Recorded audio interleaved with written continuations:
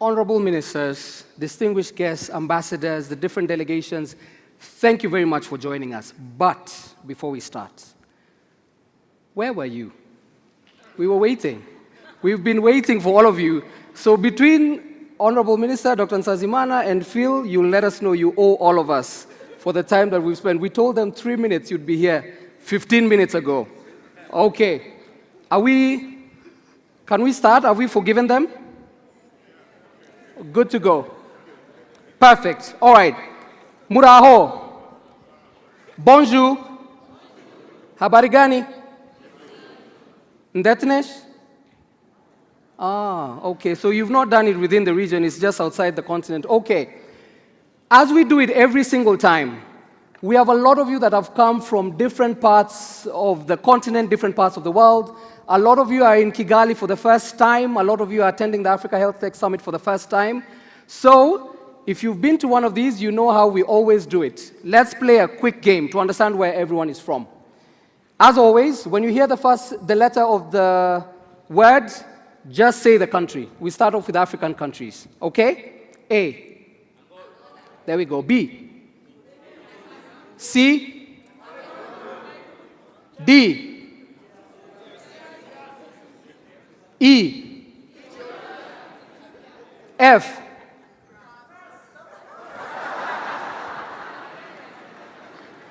Correct, actually, in the World Cup. All Africans. G. H. H is pretty close. I. J.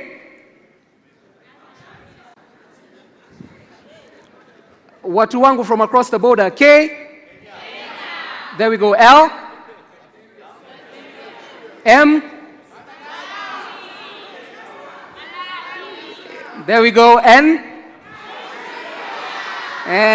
Manager people. Okay. O. Uganda. No. P. Q. For anyone involved with the airport, Qatar. R. S. T. U. V.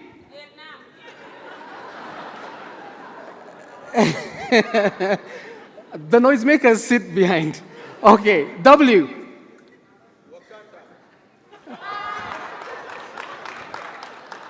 The chief advisor said Wakanda. Okay. X. Y. Yemen. Z. Please just clap for yourselves. Thank you. Thank you very much. My name is George Indirango. I'll be taking you through this particular session, the opening ceremony. We'd like to acknowledge the people that have made this happen. All here. The government of Rwanda for also making sure that everyone was calm when they were asking about Marburg and what was happening, to making sure that all the information was disseminated and everything was fine. Africa CDC, Smart Africa, GIZ, MasterCard Foundation, and of course the team that has put this together at Rwanda Events. Please, a warm round of applause.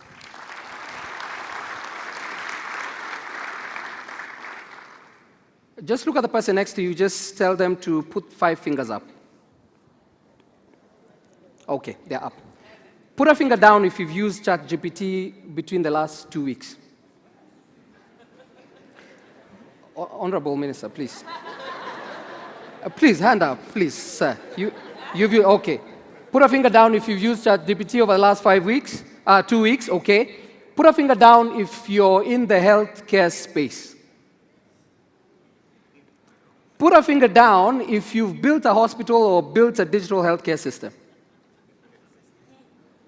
Put a finger down if you've gone to the community, whether online or offline. Put a finger down if you have no idea what a digital healthcare system is. Okay, let's please put them down. There are a lot of us in the room whose main interaction with AI has been ChatGPT and telling your bosses the right thing. There's also this group here that has built robust healthcare systems, both online and offline. The reason why we're having this summit around this time, and the theme couldn't be any more timely, is because we want to unpack all of the layers in between that wide range of use of AI at this particular point. So we have usage, adoption, who makes use of it, policymakers, who in the room, governments, who's holding the baton when we have everything rolled out, who's taking it to community, who's doing some bit of forecasting to know some of the challenges that we'll face later. All of that will be discussed between this opening ceremony and the tail end of the summit over the next few days. So we urge all of you, ask as many questions as possible, network as much as possible, and give as much attention to the people who will speak and the people that you will engage with when we leave these rooms. At this particular point, we don't want to take too much time. Please allow me to call on stage the dancers to kick things off. In Hayoberana, please welcome on stage. Thank you.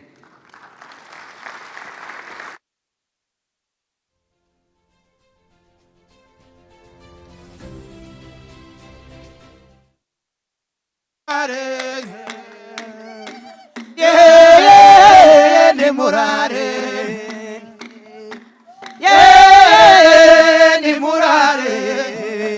Yeah, ni murare. Satya bitabuke ni murare. Ni murare. Rugama bitima ande murare. Ni murare. Mugabo wishamba yaje ni murare. Ni murare. Mugabo wishamba yaje ngwenurare. Ni murare. Nabo nabuke ni murare. Ni murare. Nabo nabuke ni murare. Ni murare. Nagirira yo mudi hani murare. Ni murare. Iramaye weruzibanoro. Ni murare. Ay mama imambe. Ewe zore yezize. Ewe chongwinurare we. Ewe chongwinurare ruzibanoro. Ni murare. Agiramara arurwana mize. Ni murare. Kajema yarada hani murare. Ni murare. Yamurasa nikobe yari sarite. Ni murare. Ay mama imambe. Ewe koze kamiranye. Modo kosambi kahize. Ewe chongwinurare we. Ewe chongwinurare ruzibanduru. Ni murare. Agiramara arurwana mize. Ni murare. Aho sama bakaruni gamugamo.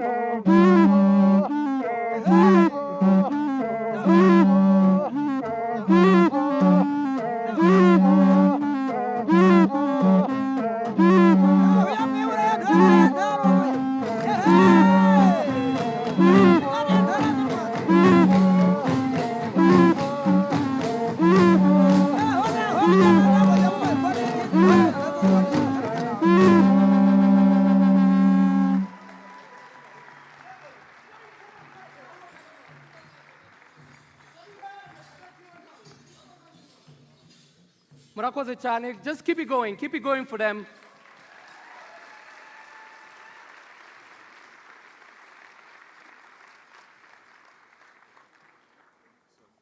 All right, very quickly, we'd like to get into the opening remarks, and then we'll get into today's first discussion.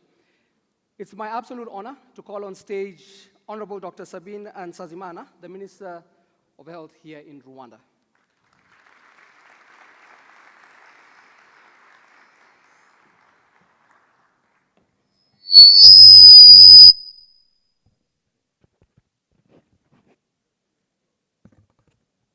Great dance.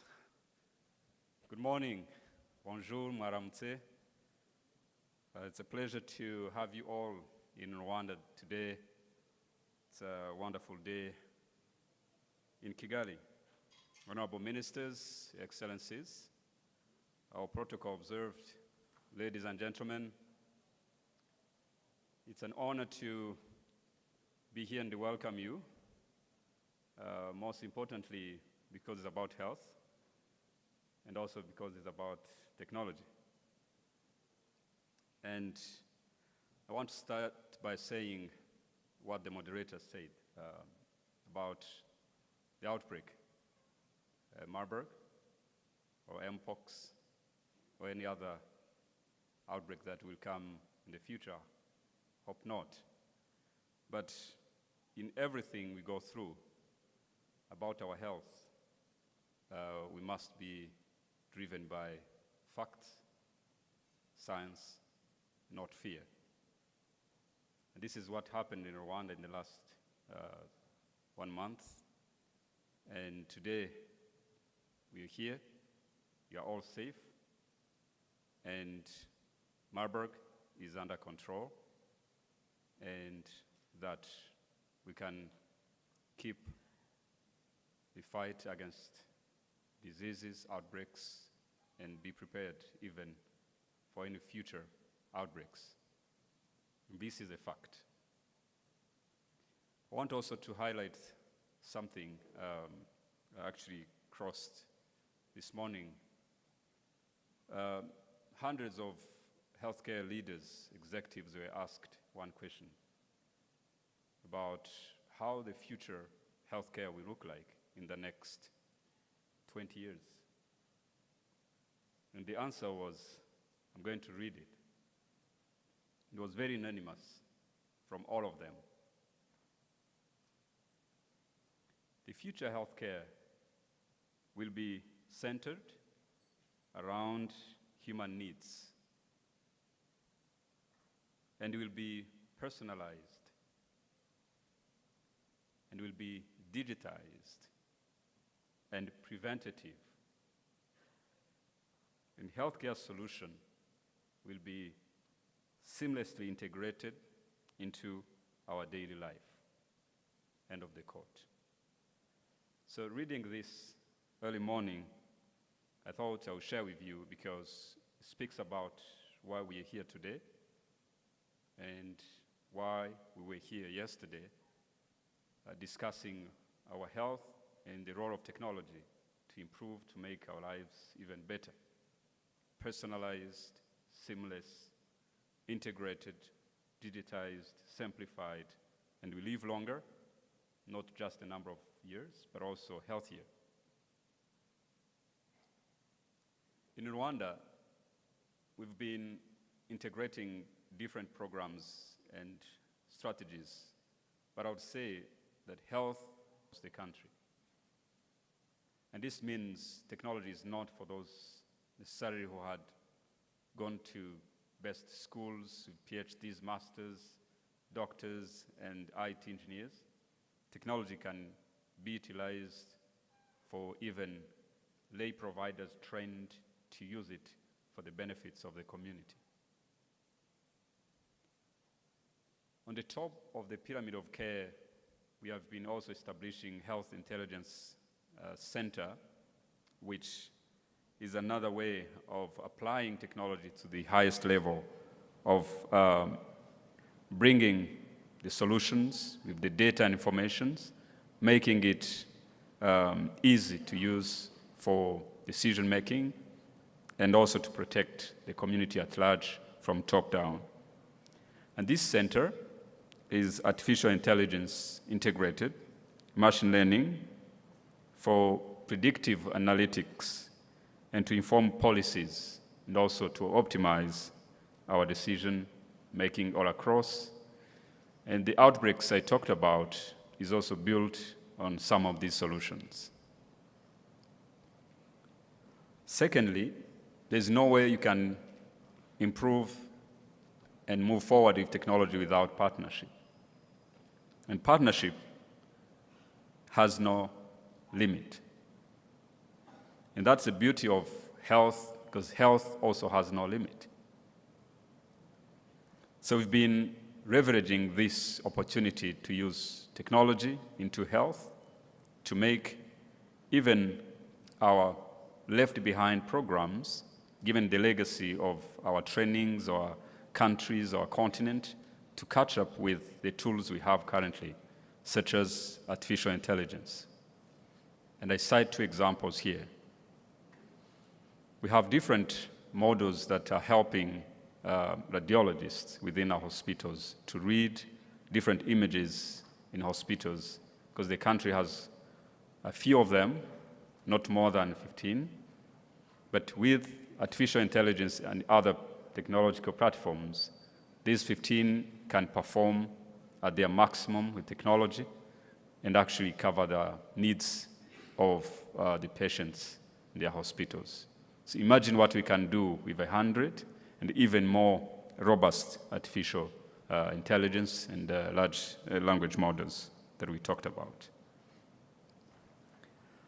The vision of our health care system and innovation will continue to be built around how can we use these tools to save more lives, to prevent more death, and to make people live better their lives, but also detect and know the future diseases before they even happen. And the best way to do that is to start now and to apply all these technologies.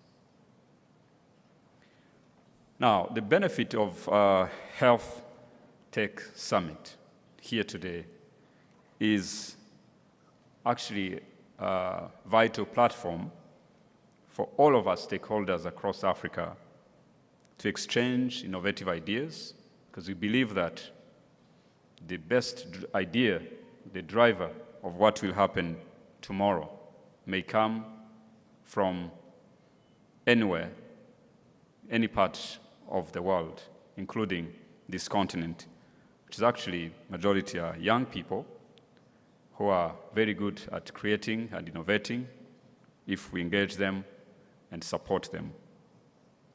I'd like to conclude by saying that with partnership, with friendship, with innovations, with supportive environment and coming together, even in times where we think there are diseases or outbreaks, which I said are fully under control, is the best way we can create solutions for a better and healthier continent and the world. So thank you all, and welcome once again. Murakaza neza in Kinyarwanda. Feel at home, and we look forward to your fruitful discussions and deliberations. Thank you.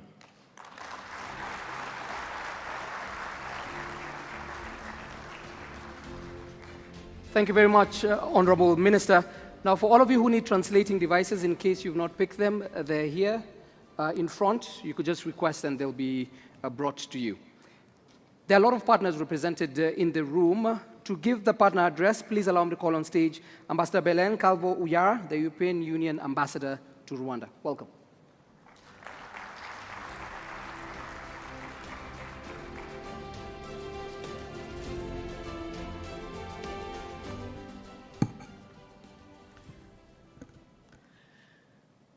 The Honorable Minister of Health, Dr. Sabin Nsanzimana, Honorable Minister Paula Ingabire, the Director General of Africa CDC, His Excellency Dr. Jan Kaseya, dear health ministers, innovators, researchers, colleagues from Team Europe, and esteemed guests. Good morning. Mwaramutse. It is my great privilege and pleasure to take the floor at the opening ceremony of this Africa Health Tech Summit in Kigali for the third year in a row. It really is a pleasure to be part of this Health Tech Summit. Congratulations to the government of Rwanda, to the Africa CDC, and to Smart Africa for the excellent initiative and for their convening power. I'm delighted to see here today ministers of health from countries in the continent, national public health institutes, regulators, leading tech innovators, and researchers. It is you who can build the future health systems in Africa, who can improve healthcare services in the continent through technology and digital transformation. The third edition of this Africa Health Tech Summit in Kigali brings the opportunity to build collaborations and partnerships for innovation, to spotlight game-changing policies. And precisely this, fostering innovation and digital transformation to improve the access to health quality, is a shared priority of the African Union and the European Union and Team Europe, also here in Kigali. But before, I would like to take this opportunity to express my gratitude and to commend Honorable Minister of Health of Rwanda and the government of Rwanda for the proactive leadership in the management of the Marburg outbreak, for the rapid and robust response and the professionalism and resilience of the health workers. Rwanda is saving lives, is containing the outbreak, and is contributing to science for future health emergencies. Our appreciation also to His Excellency Dr. Jean Kaseya, the DG of Africa CDC, who is guiding the continent through the Mpox and Marburg outbreaks. As DG of WHO, Tedros said last week, reminded us last week here in Kigali, none of us can be safe if all we are not safe. So for us, European Union and Team Europe, we stand firmly with you and will continue to partner you in preparing for future health outbreaks. We can, in these moments of difficulty, see how digital technology had been making a real difference in addressing health emergencies. This week, we come together to explore how digital innovation can transform healthcare in Africa and to recognize the remarkable progress that has already been made. Like the theme of the summit described it, is innovating for community health, and is about unleashing the power of artificial intelligence. Digital transformation presents novel opportunities to contribute to universal health care and to the achievement of SDG 3, good health and well-being. In March last year, here in Kigali, the Africa CDC launched its digital transformation strategy, focusing precisely on how to harness the potential of digital health to leapfrog some of the challenges affecting public health. The European Union also has a digital health policy that recognizes the benefit of digital health, not only for healthcare, but also in terms of growth potential for the healthcare economy. The European Union, together with our members of the Team Europe and the EU member states, we are pleased we launched earlier this year a Team Europe initiative on digital health, coming together with Germany, with Belgium, France, Luxembourg, Portugal, Spain, and Sweden in an investment of more than 200 million euros, precisely to collaborate with African State, Africa CDC, WHO, and to support to make the best use of digital solutions to sustainable strengthen health systems. And to complement this, we've also been working on with public health institutes across the continent, including here in Rwanda. The digital transformation in healthcare sector is also making significant inroads into the regional vaccine and pharmaceutical production across the African continent. Technological solutions and innovation can speed up the access to vaccines, the vaccine equity, as per the African Union agenda. And together with Team Europe, we're very pleased to be part of this partnership. This is just a flavor of partnership. As the minister said, partnership is also where we stand here for. So with this, I would like to say that in the land of health tech innovation, in the land of drone zipline experiences, this summit will be addressing critical questions like strategies and solutions to strengthen health infrastructure, enhance disease prevention and surveillance, improve supply chains efficiencies, expand access to diagnostic and care, build health worker capacity, and drive progress. There's so much to discuss and to discover in the next 3 days. So with this in mind, I wish you all a very productive HealthTech Summit and look forward to these conversations. Murakoze Tani.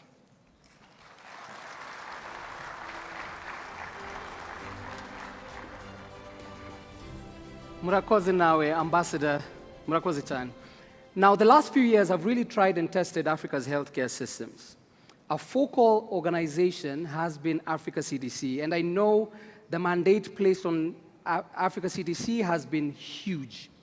Who best, before we get into the conversation on accessibility of healthcare provision across different communities, who best to speak than Dr. Jean Kaseya, who's the Director General at the Africa CDC?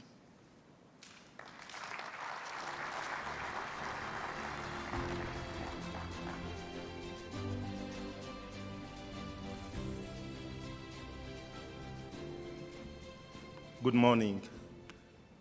I was here 2 weeks ago. I was using papers. They say, no, this is a digital meeting. You must use a digital tool. This is why I'm using that. My dear brother, Dr. Sabin, the Minister of Health, Rwanda, let me recognize also your twin sister, Minister Paula. I think both of you are doing an amazing job here. We'll talk about it.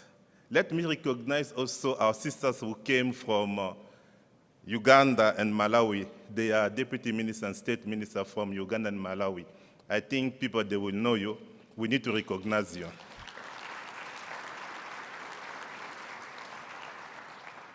My friend, Ambassador Belen from European Union to Rwanda, I enjoy all discussions that we have when we have to discuss about not only the support you are providing to Rwanda, but to the whole continent. Colleagues, dear friends, I think it becomes now a bad habit because my colleagues, they are frustrated. Now, I'm not reading their speeches because every time I have to speak based on what is going on. Today, let me first start by thanking all of you for flying to Rwanda and attending this meeting. Every day, I have to say, with the system in place in Rwanda, there is almost zero risk for Rwanda to spread the Marburg outbreak out of Rwanda. And that one, I made it a few weeks ago. I started to monitor. From that day to date, there were several meetings. I didn't hear someone flying to Rwanda and getting Marburg. Today, let me apologize because our MC said we are late. It's because of me. I apologize. I was engaging G20 Ministers of Finance and Health who are meeting in Brazil. I told them I decided to cancel most of my trips out of Africa to focus on our countries facing outbreaks. And for all of these meetings, I will use the virtual opportunity to engage them. I was telling them, don't apply travel ban. You are not safe because you are applying travel ban. You are safe because Rwanda is doing the great job. And that one, for the country to continue to do the great job, they need $175 million. We don't need your statement. We don't need your verbal support. We need your money to make this country responding to this outbreak and building a resilient system. Believe me, if Rwanda was not doing a great job, we will not be here today. And believe me, this region will be, not only the region, but the continent will be in a mess. Because don't forget, the case fatality in Rwanda is the lowest one if you compare the 10 other outbreaks, Marburg outbreaks that we had in Africa. By commending Rwanda, we are also commending our two champions, Minister Sabin and Minister Paola. When I was here in Rwanda, I had the opportunity to visit the Public Health Emergency Operations Center. I had also opportunity to visit the control room. I was just amazed. I was thinking today, under the theme, Innovating for Community Health, Unleashing the Power of Artificial Intelligence, I was thinking it would be around what Rwanda is doing. Colleagues, believe me, it will be a missed opportunity for you if you don't go to visit this control room. I was talking with the two ministers, I was talking with the Inspector General of Police last time, for you to go to visit and to see. That one will help you to know exactly what you need to do for our continent. Don't miss this. Support fundraising for you, because at the end, it's what all people in this continent and out of the continent are implementing to make the continent moving. This is why I was thinking that you are not today here, you have so many geeks here. I even don't know if I know 10% of what you know. Even I'm struggling with my Samsung to send data to iPhone. You can imagine. But for most of you, it's just a game. But we are here not to talk about our specific product.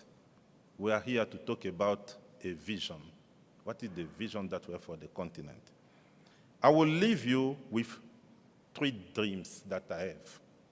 These 3 dreams that can take opportunity of the artificial intelligence to support the digital transformative agenda that we launched last year. What is the first dream? Yesterday I was meeting my colleagues from PATH. I think they are somewhere in this room. I was telling them 70% of our outbreaks in Africa are zoonotic outbreaks, worsened by climate change. It means we need a strong One Health approach. Do we have a One Health information management system in Africa? No. If we don't have that, we'll continue to face the same challenge. Then my first dream is, if you can help us to build a One Health information system that can be connected, that can be at national level, but also at continental level, can be the source of information that we need to make appropriate action. My second dream is about how can we have a system from A to Z, what it means. Life starts at maternity and ends at symmetry. From maternity to the symmetry, we want to have a system that can help us when a conducive environment for you. You need also to enjoy better life with a lot of money that you can build and you can create because you are supported by all of us. These 3 dreams, if you can see, are closely linked, are speaking to my heart as DG, to make sure that the system that we are putting in place can be interconnected, can be efficient, and can help us to prevent this unnecessary outbreak sometimes we have. If we don't do that, we can continue to have several meetings, will not make progress. I hope next year, when we'll meet again in Kigali, we'll have this system that we can connect not only countries, but also the continent. I thank you.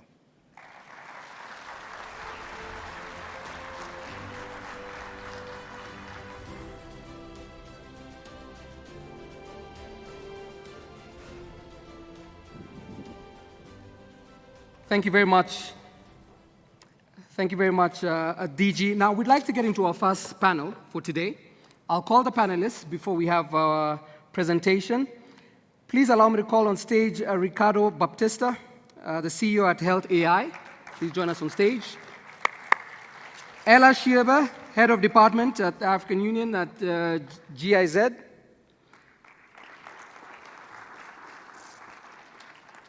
Funmilola Aderemi, co-founder of Pharmarun. And Dr. Esperance Luvindao, Director, OSAT, Africa Health Foundation.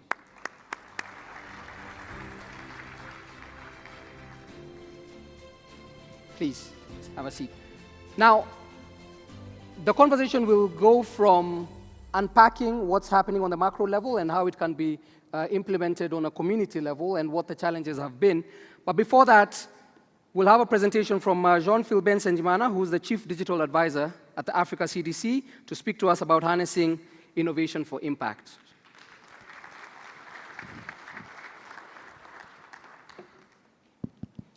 I'd like to use this microphone so that I take minimum time from you. Your Excellency, Director General of Africa CDC, honorable ministers, ambassadors, partners, distinguished guests, ladies and gentlemen. I'm here to do three things. I want to talk about who we are in this room, what we are going to do over the next 3 days, and how we are going to do it. We are 2,800 registered participants from 90 countries,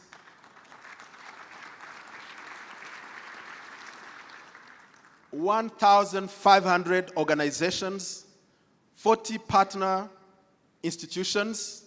We are going to go through 45 sessions, and we have over 160 speakers over the next 3 days. And this has been a story of consistent build, faith, and fight. I can tell you when we started this HealthTech Summit, not everyone was on board. They thought this is a small gathering of tech people. Just by show of hands, can we see the medical doctors in this room? Medical doctors, a big applause to you. More than 600 medical doctors have registered to attend this. So this is a public health and technology gathering, is not a geek assembly. So DG, you can rest assured. And these are people who have heard the messages and who will take the 3 dreams and turn them into reality. We grew from 600 participants in 2022 to 1,000 last year to 2,800, which is a 400 year-on-year growth, 400%. The number of countries, as you can see, we have doubled from 45 last year to 90 this year.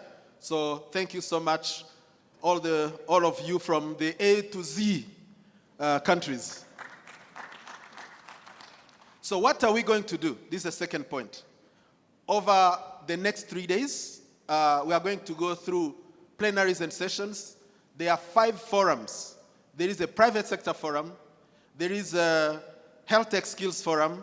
There is a tech access to market forum. And there is over the last 2 days, actually, we've started a member state digital health leadership forum.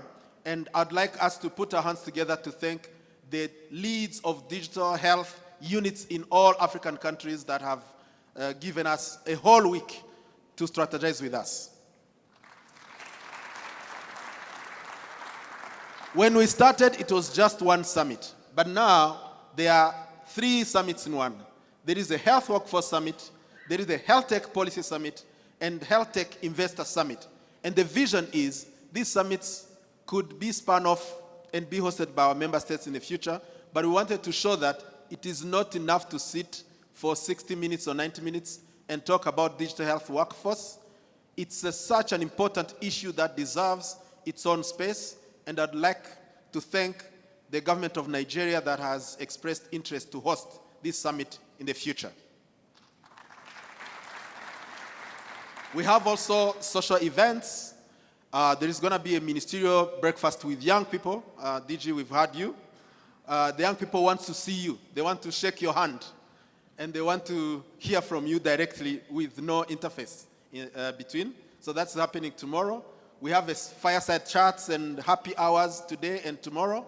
Gala dinners and site visits are on the menu on the last day. But we've also had your guidance about perhaps taking some visitors to see the government of Rwanda's Rapid Response Center for Marburg in the conversation with the Honorable Minister of Health. So the team is hearing me. This is an instruction to create a time for those, especially the VVIPs here, to go and see at the National Police Headquarters where this center is built, to see by themselves how the government is responding to this outbreak and how this could be a reference case, a reference implementation for the rest of the continent. So we've got the guidance, DG. There are going to be tech showcases. There are pavilions. There is going to be an exhibition tour. Please stop by those booths and engage those innovators. There is going to be an innovation stage. Not everything is happening on this podium. Within the exhibition area itself, young people will be given the floor to pitch for the ideas And we are going to have pop-ups. You can measure your blood pressure and your temperature and get assessed and know how you are doing. So all those interactive experiences are built in within the summit. Now, what we do. This summit gives us some kind of mirror to see what we've done with all of you, our partners. The DG talked about the fact that we need to break out from this, nice naming of initiatives and go on the ground and do the real stuff. And this is what we are doing on the ground. The Health Connect, connecting and working with Elon Musk to connect health facilities, unleashing a new generation of new connected diagnostics tools, point of care, enhancing surveillance, working with colleagues to strengthen One Health.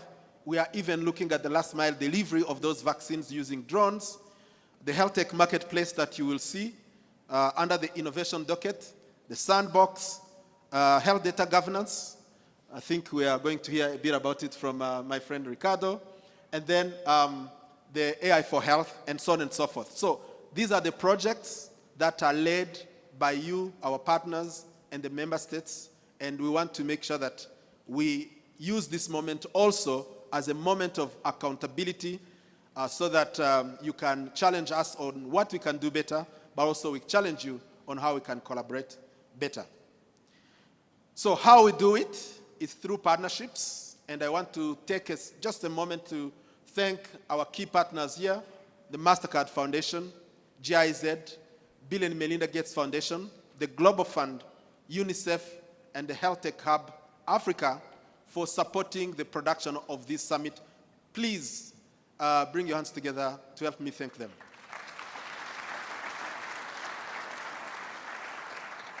But you are growing. When we started in 2022, there was zero private sector. Zero. No private sector company had joined us. But you can see from there, you see Google, you see McKinsey, you see BCG, you see GSD, you see SansTech, you see many private companies.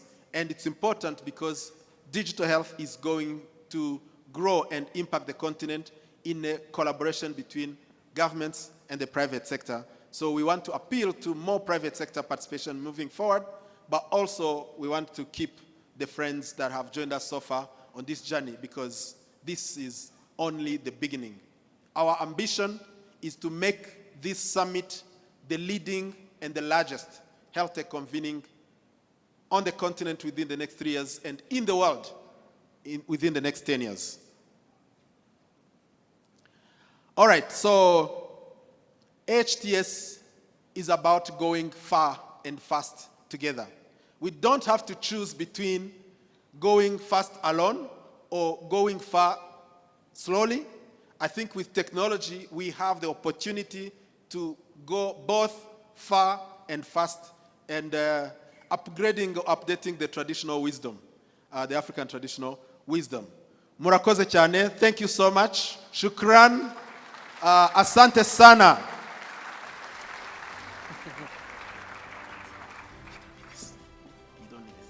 Thank you. Thank you very much. Thank you very much, Phil. Ricardo, we'll start off with you, since you were mentioned in the presentation. A few years ago, AI barely existed, right? We were not talking about it. I remember we went on ground once when collecting stories, and even people leaving community to go to a referral hospital was impossible. No data, no connection between the two. Now AI has come in and practical examples of tech within the healthcare system, and we feel like we are finally above water, but there's still some challenges. Just help us unpack, and then we'll get to everyone's conversation. All right, thank you so much, and good morning. Good morning? Morning. All right, okay, thank you so much. I mean, we're talking about AI, but we need to keep that human connection in the room, and in reality, artificial intelligence needs to be developed and deployed precisely to reinforce the human connection and our humanity. And that is something we'll discuss certainly throughout these days here. If you don't mind, I'd like to give a shout out and a word of gratitude to brothers and sisters at Africa CDC, Jean Gilbert, DG, for the invitation and for working in partnership, but also with the government of Rwanda, Dr. Sabine and Minister Paula, for having us in your beautiful country. I'm from Health AI, which is the global agency for responsible AI in health. We're a nonprofit, and we are precisely working in helping build the global ecosystem that can accelerate the adoption of artificial intelligence, working with governments as a nonprofit to make sure that we build that governance model that not only ensures that innovation is deployed, but done in a way that we call responsible, which means safely, transparently, in a way that is accountable. And the potential is huge. We know that. AI, although it has been around since the 1950s, in reality, these last few years are showing tremendous potential and exponential growth. However, particularly now that we're talking about the continent of Africa, I want to highlight some risks that we need to address head on. We are all calling for universal health coverage to make sure that everyone has access to the health and care that is their human right. However, what I'm seeing many times around the world is that the rich countries are trying to export their broken, disease-driven model towards low and middle income countries. This is a mistake. And I believe that low and middle income countries, and particularly in the continent of Africa, needs to take the lead to actually use the power, the transformative power of artificial intelligence to redesign and rethink how do we want to deliver health and care. There are many challenges on the continent, no doubt. Lack of healthcare workforce is one of the hugest. Why are we building huge hospitals if we don't have people to work in them? Why aren't we designing a new model of care and health that is built on a technological ecosystem that can ensure that everyone, everywhere, in the most remote village or town in the continent can also have access, as you were alluding to? Of course, we need to fix some problems, infrastructure problems. We know the furthest away a citizen is from a hospital in Africa, the higher the probability they won't even have access to a phone. Data is outrageously expensive on this continent. It's the most expensive continent in the world. How is that even possible? We need to fix that, and that's where international financial institutions have to step in and help build the infrastructure so we can solve those issues. The issue of data, of course, that Jean-Philbert was mentioning about data governance, we have to address that, and even basic electricity to keep the machine going, if you will. And we also need to make sure that we build the infrastructure, and finally, the literacy issue. Because the truth is, the technology is as powerful as the people using it.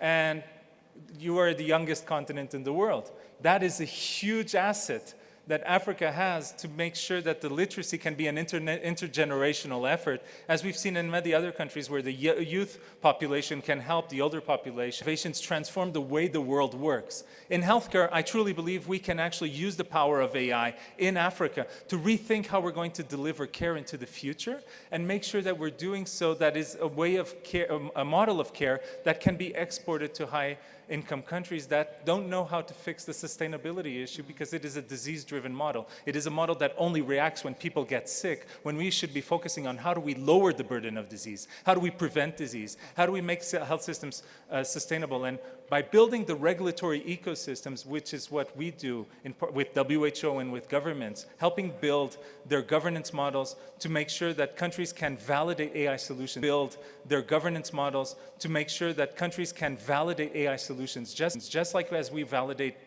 pharmaceutical products to get into the health system. This can be an accelerator not only to ensure safe technologies and safe AI tools are used by citizens, keeping citizens safe, but also doing in a way that it accelerates the development and access to these technologies. One last point, if I may, just to say, we also have to build the right incentives throughout the model of care. And the way we deploy the technologies will depend on the financial incentives throughout the value chain and so forth. But I want a word of caution there too. Because the other day I was having a call, and sometimes incentives can be well-intentioned, but then illy used. I was a member of parliament for 4 terms in my country of Portugal. And we always have good intentions when doing policies, but sometimes they turn out wrongly. And I was having this call on Zoom, and a guy on the other side had his phone on a swing, going back and forth, back and forth. It was highly distracting. I interrupted the meeting, and I said, I'm sorry, but why is your phone going back and forth on a screen? And he told me, oh, sorry, Ricardo, it's just that my insurance company gives me a premium if I do 10,000 steps a day. And so you can see how we have to be very careful how we collect data and how we use it for benefits of the citizen. Thank you. Fantastic analogy. All right. So Ella will come to you because there's a lot that's been alluded to, data, governance, policy. But before that, let's speak a bit about the people.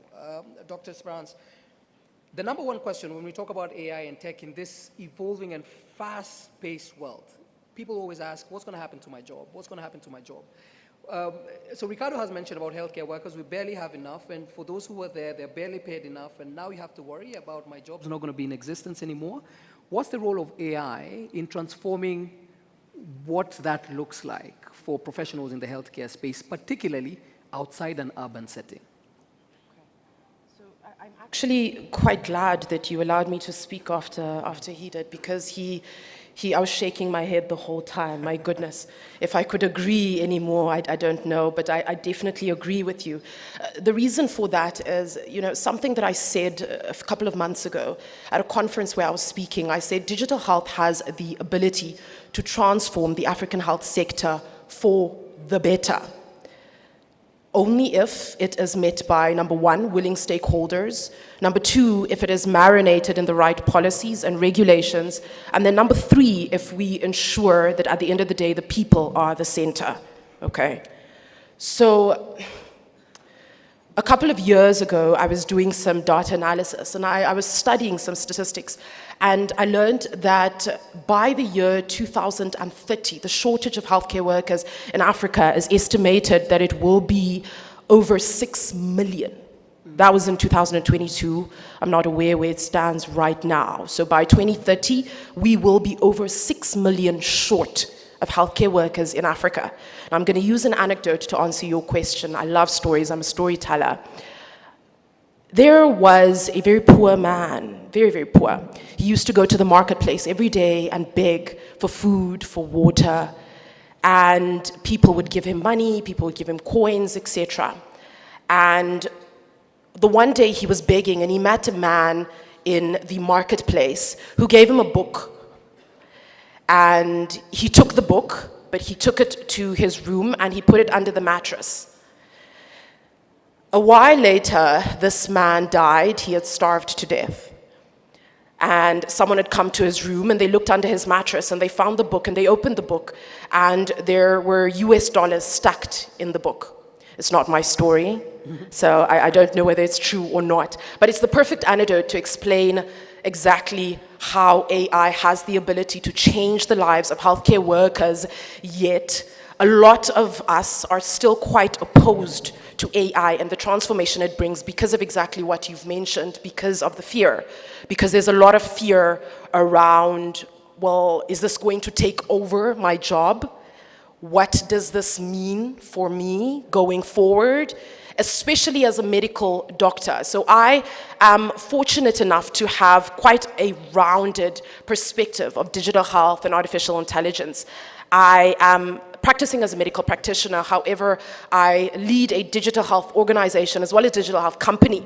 Yesterday, while I was here in Rwanda, Kigali, at my hotel room, one of the doctors that worked for me was not available, and so I had to do a consultation for somebody in Namibia on a vessel somewhere with abdominal pain. That is the power of artificial intelligence, and that is the impact it can have on healthcare workers. So when you talk about healthcare workers, what are the issues? The issues are, number one, we are overworked.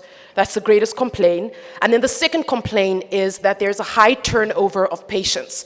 So it takes me back to my anecdote, and the reason I told that story is because we have the solution in that book, and that book is artificial intelligence, that book is digital health.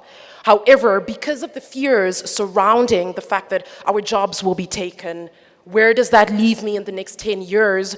We are not opening it to actually find out, well, what is artificial intelligence? If you were to actually ask, and I use the example because even now when you talk about green hydrogen, the world is talking about green hydrogen, but if you really ask somebody and you say, what is green hydrogen? Very few people will actually be able to tell you. And it's the same with artificial intelligence in healthcare.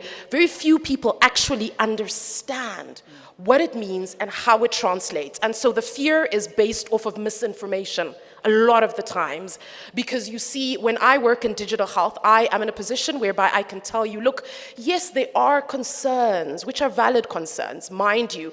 However, when we look at artificial intelligence as an opportunity to augment the services of healthcare workers, it puts us in a position where we can open that book and find the gold we've been looking for to reduce the load on healthcare workers, number one. And like he said, as I was nodding the entire time, is to say, instead of focusing on building all these major hospitals, which is important, mind you, but why don't we also focus on how we can use this thing that we've perceived as the enemy to reach the people in the rural areas, to reach the people in the informal settlements, and it's not impossible.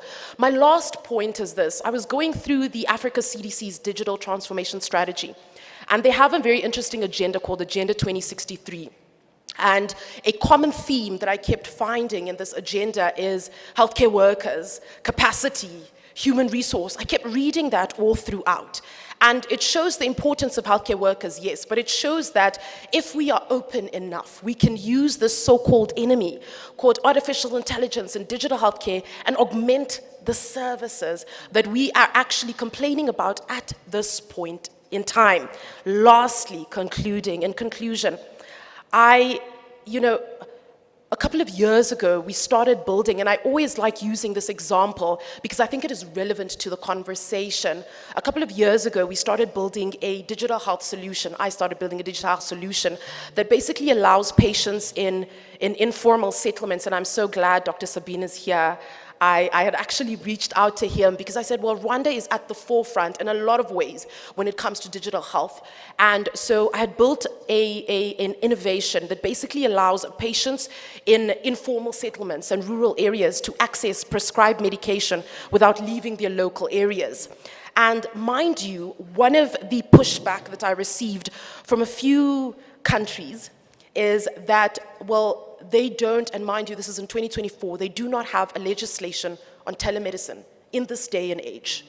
And that's difficult because we keep crying and saying our people are overworked, our people are overstaffed. But when we have solutions that allow patients to decentralize and move away from going to the hospitals to be simply told you have tonsillitis or you have an STD, it's not necessary, right? Because if we form the technologies that allow you, wherever you are in your rural areas, to be diagnosed and said you have acute gastroenteritis, and you're given your medication and you access your medication, it reduces the burden on our state hospitals and it reduces the burden on our health practitioners automatically. Thank you. Fantastic. So, perfect. All right. So, okay. The mic's on. So, perfect segue to Ella. The reason being, public health has been touched on, innovation and the barrier right in between. So let's speak about it this way. You're tasked with facilitating and supporting innovation within the space, funding it and making sure things go well. But on the public, we have a lot of public practitioners here. Governments have already signed long contracts with people before, with organizations before. Tweaking it is tough. Then there's the issue of legislation. You're about to move 4 steps, but you're told, hold, we are still 5 years back. So how then do you align with public health goals, knowing you want to really jumpstart, but we're still a few years trying to catch up? Well, thank you very much. Before coming back to your question, just let me first of all say hi to everybody, also from my side, and to congratulate Africa CDC, the government of Rwanda, and Smart Africa for again hosting this great event. It's the first time for me to attend the Africa HealthTech Summit, and I must admit I'm perhaps one of the few persons in the room who is definitely not a health expert, but I'm really thrilled to be here anyway because I see the high relevance of the topic. And of course for GIZ as an institution, it's not the first time. We are really happy to be to have been acting from the scratch, from the inception of this great event as a core partner. To use the occasion to reiterate our cooperation with Africa CDC, so really glad to be here and to have this opportunity to exchange on this relevant topic.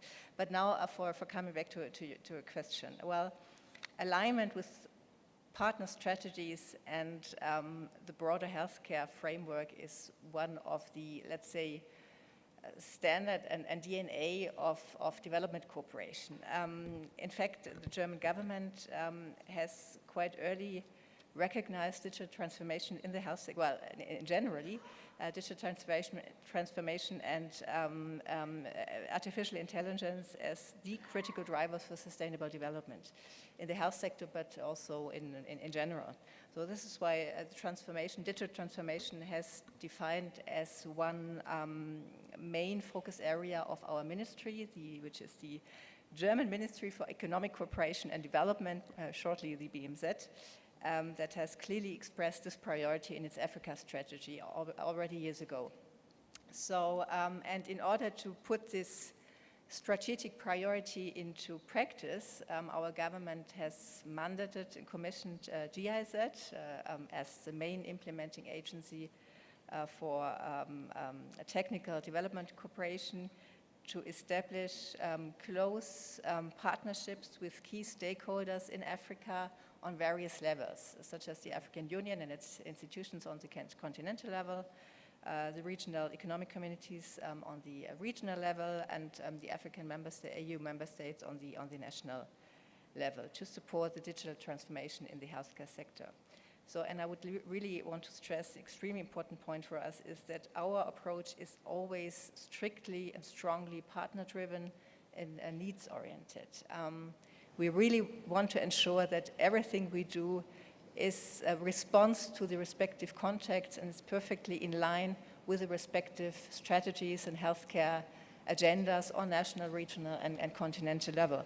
So we are really deeply convinced, and I'm personally deeply convinced, that this collaborative approach is the only guarantee to really achieve sustainable, long-lasting results in our common efforts. It's really, I cannot stress this point strong enough. So through these partnerships on all levels, GIZ facilitates, for example, policy development, capacity development on an institutional and on a human level. We've been talking about the workforce, the important role of workforce just minutes ago, but also we are strengthening partnerships, networks, infrastructure, etc. So in short, we are working on all aspects necessary to create an enabling environment for AI-driven health innovations, which is a guarantee for us to really always respond to the needs on the continent and to the national, as I say, diverse strategies, healthcare strategies and frameworks on diverse levels. The topic of integrating digital solutions in our projects and activities is nothing new to us. In fact, for many years we've been following what we call a digital at heart approach, where we, from the scratch, designing and implementing our projects, pay a high attention in integrating digital solutions. Now, topic AI is a more recent development, so this is quite a challenge, and a new topic for us too. But it's very clear that we will also integrate, well, take into consideration all this new development. So we're really thrilled about the high potential and perspective of these new technologies. Right. Just to give you one example, I could talk about GIZ projects for a long time, of course, in the health sector, but just to give you one example, because the importance of pandemic prevention and One Health has been mentioned before. So we are very active in this field. With a project called One Health Data Alliance Africa, which addresses exactly these topics building on AI solutions in order to integrating environmental data and health data in order to better be able to respond on health risks with modeling spread of diseases, etc. So we are very much active in this field. And many others, but I would, well, and just one point, which is personally important, I think it's really important because we also touched the risks of AI. Of course, we as a governmental organization, we pay a lot of, well, we are strongly committed also to an ethical, inclusive and sustainable use of AI. So in our projects, we always pay a high attention to not only build on the potentials and perspectives and opportunities of AI, but also to counteract the negative side effects of AI, which there are, like, for example, in our health projects, we pay a high attention of not, of counteracting the digital data gap, the gender data gap, digital gender gap, sorry. Digital gender gap and the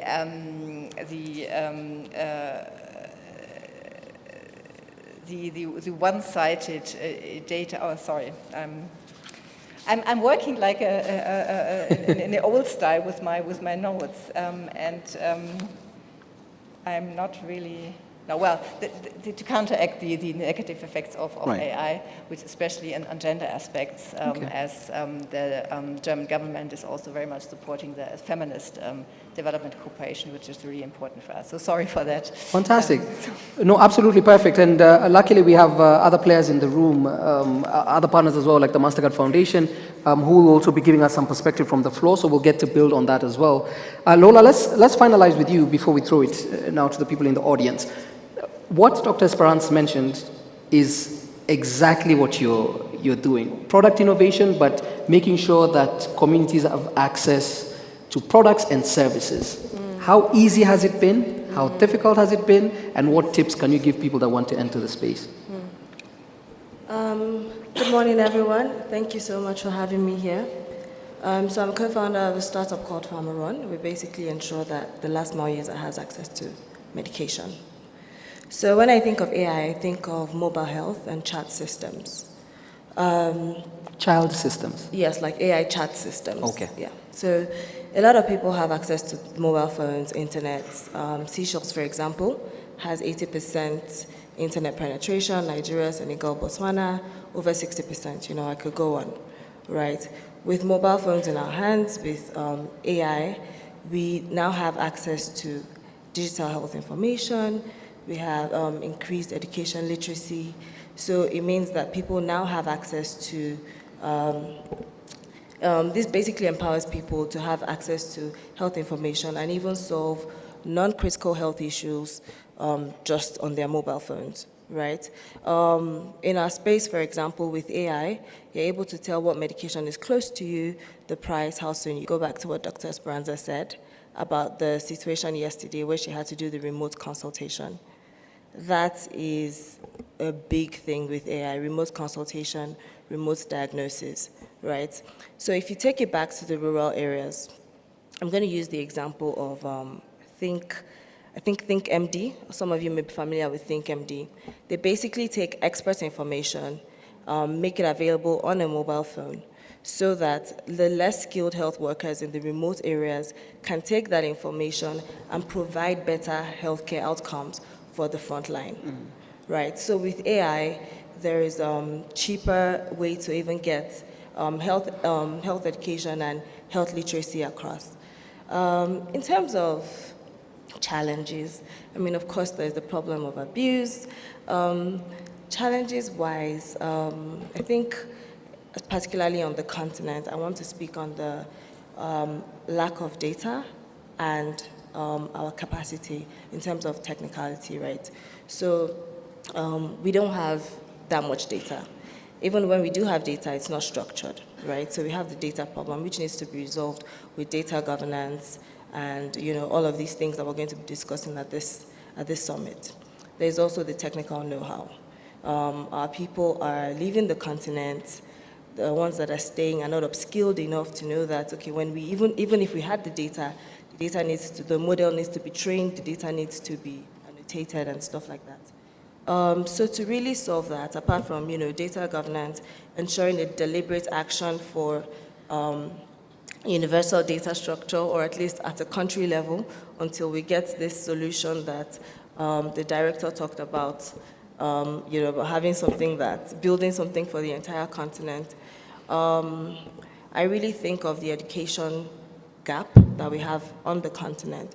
When you use an example from the US, they have something called the CDA. It's the Clinical Document Architecture. A couple of years ago, when that was formulated, it was basically just the minimum way any healthcare practitioner has to collect data, right? So even if you're taking the data on paper, if you're taking it digitally, this is the minimum expectation. So whether you're a pharmacist, you're a What are partners thinking? Just help us unpack. What are partners thinking? Just help us unpack from a MasterCard Foundation perspective. Yeah, thank you so much, Georgie, and thank you, everyone, and good morning. From the MasterCard Foundation point of view, we understand AI is here with us, and we need to use it. And we need to use it for the purpose of our own people. And we need to have control over the data, and we need to determine why it should be used for. And we are using AI to distribute access to finance for many disadvantaged communities, young people in various parts of the continent. It's working. And why can't it work for health? And why can't it work for health workforce development? Mm-hmm. And we are looking at health outcomes. Yes, that's the ultimate purpose. But we need to also take care of the health workforce, health workers, particularly community health workers who are at the forefront, who are trusted by their communities, who are also not really compensated, not really equipped. But if they are equipped, if they are trained, if they are supported, they could probably provide better results for everyone who is working in the area. And then also they will have dignified and fulfilling life as well. All right. Okay, thank you. Thank you very much, Samuel. Now, as we've heard from the different speakers, this also feels like a very expensive undertaking. Where is Ada? Ada, let's hear from a CFO's point of view. Actually, yes, from the Global Fund. Thank you very much, and good morning, everybody. To the Honorable Minister and the DG, thank you for inviting the Global Fund. Indeed, as articulated by the DG, money matters. And if you look at the Global Fund and the investments, I was just going through my notes, and then I realized that for the next 3 years, we will be investing over $1.8 billion for the things that matter for Africa CDC. Because when I look at it, and I like numbers. On diagnostic in this continent, 350 million. Human resources for health, 420 million. Health information system, 300 million. Oxygen plants, 250 million. Waste management, 450 million. The money is in the continent. The opportunity is here. And I love the fact that we're having this conversation in Rwanda. This is maybe my 8th time in this country. I've worked with Rwanda on a project-based model, move it to a program model, and we have achieved a One Health approach in Rwanda in the last decade. And when you look at the Africa CDC strategy, I was again counting, 2063, 39 years. If Rwanda was able to transform its health system by leveraging technology, innovation, to serve the citizens of this country, it is possible for the rest of Africa. It requires leadership, governance, and focus on the right things. We have to keep moving. And it is only through our movement to the journey that we will achieve it. Global Fund remains a partner in this continent to help countries and to help Africa CDC to achieve its objective. We were built as a parallel program. And sometimes in the conversations today, it is seen as a barrier. As CFO, I see it as the biggest opportunity because in 2002, or in the early 2000s, HIV was one of the largest threats for humanity. If we are able to achieve what we've achieved in 20 years in HIV, to do the shift in health system strengthening, parallel program is not the enemy of integration. It is the opportunity to drive the change. Gotcha. Let us work together, hand in hand, to achieve what needs to be achieved for the people of this continent. I see health as a way of life and livelihood. Fantastic. And thank you. Thank you. Thank you, too. Thank you very much. Let's speak with Dr. Ralph Oyini. He's the Director of Digital Transformation and Services at Smart Africa. Friend, yes, please. Thank you so much to the panelists, honorable ministers and excellencies, dear delegates, ladies and gentlemen, all protocols observed. On behalf of the Director General of Smart Africa, it's a great honor for Smart Africa to be a partner of Africa CDC and to be here. This is a little bit personal to me, because when I did my PhD 15 years ago, it was about AI.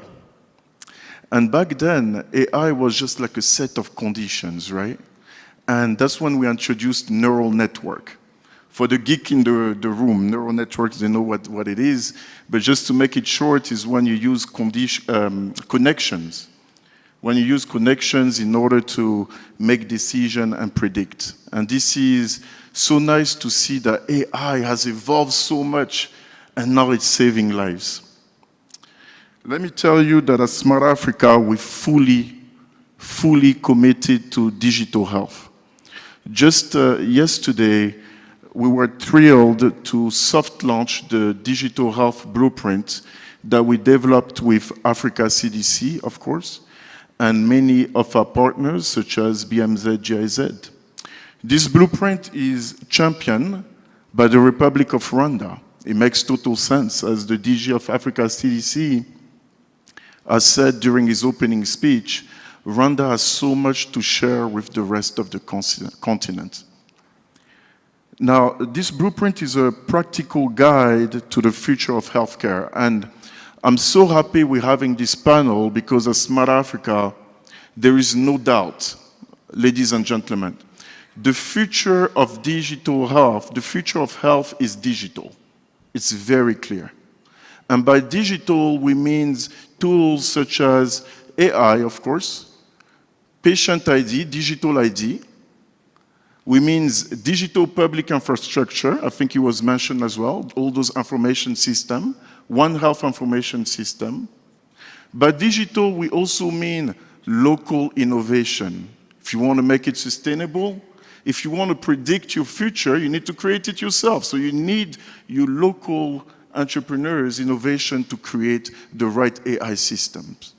And by digital, we also mean scaling. Scaling is important because of sustainability, to attract large investments. And digital gives you a way to scale. So I'm not going to be too long. I'm going to stop here just to say that, just to repeat this quote, that the best way is to predict, the best way to predict the future is to create it, and we need to create our own AI system to predict a healthier future for Africa. Thank you. Perfect. Thanks, Dr. Ralph. Finally, I've seen Dr. Amit seated on my left. He's the chairman for Africa Health Business. Just give us your thoughts as the last speaker. Thank you so much, and thank you for giving us the opportunity. Like JP said, the private sector feels very, very welcome in this movement of AHTS. This is the 3rd edition.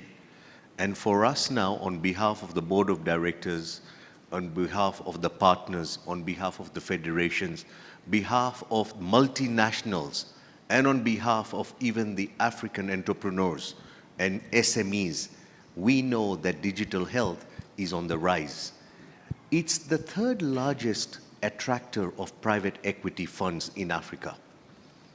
What we believe is within the next 10 years, it will have the largest funding available for us to innovate and bring in new technologies, including AI. Private sector feels fully in charge of bringing new solutions, new innovations, and working with fantastic partners who are here today, like the governments, ministries of health, development partners. We're going to transform what the continent has been seen to follow the dreams and the strategic plans. The DG talked about the 3 dreams. And in every one of those dreams, there is a level of private sector partnership that can make the continent healthier and people live longer. Let me mention about AI and what we think as private sector right now. Doctors and nurses are not going to be replaced by AI. But doctors and nurses not using AI are going to be replaced by doctors and nurses using AI.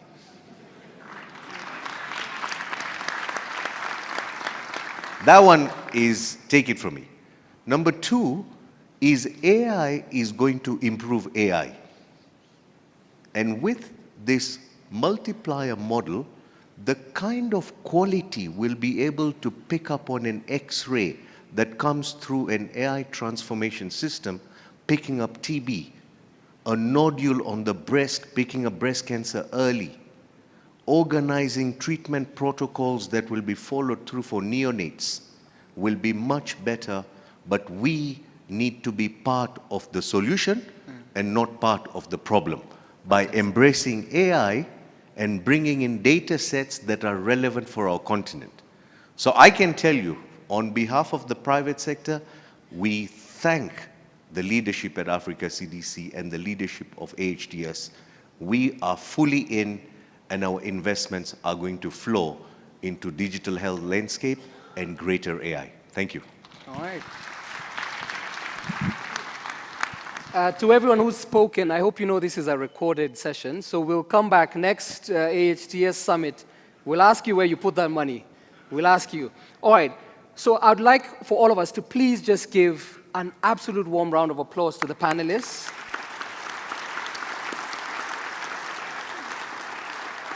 And all the people that spoke. Okay, just like Dr. Esperanza, I also love stories, so I'll wrap it up on this point.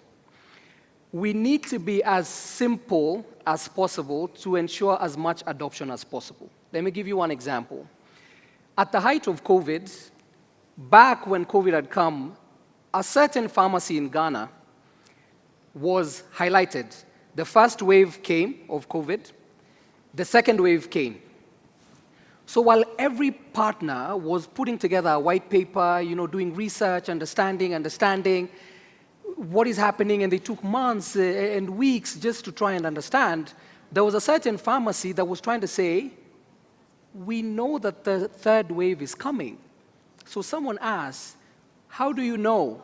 They say, because over the last 6 days, the number of people buying celestamine, cetirizine, ibuprofen has tripled over the last 3 days. So obviously, there is a flu going, there's something coming, and we can foresee a third wave coming.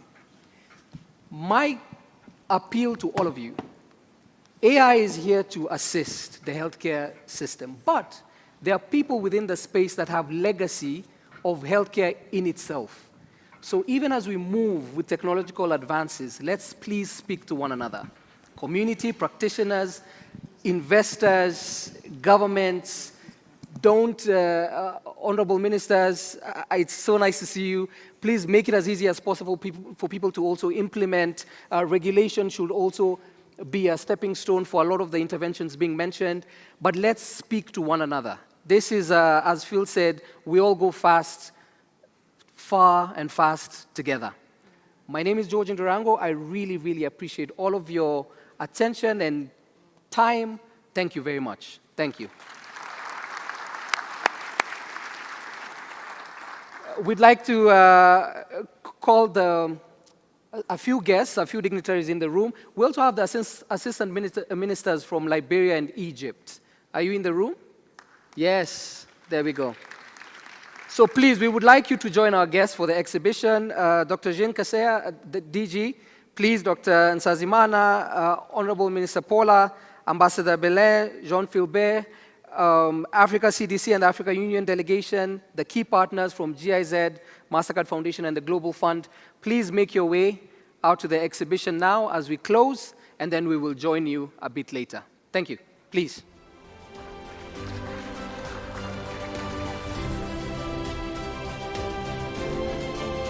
Thank you.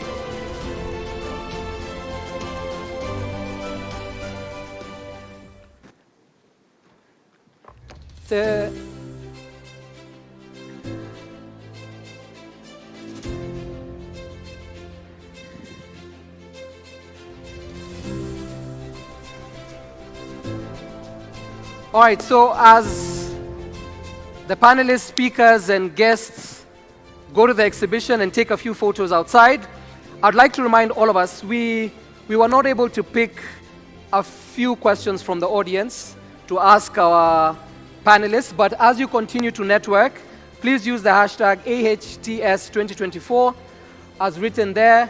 Tweet as much as possible, post as many pictures as possible, engage with each other as much as possible.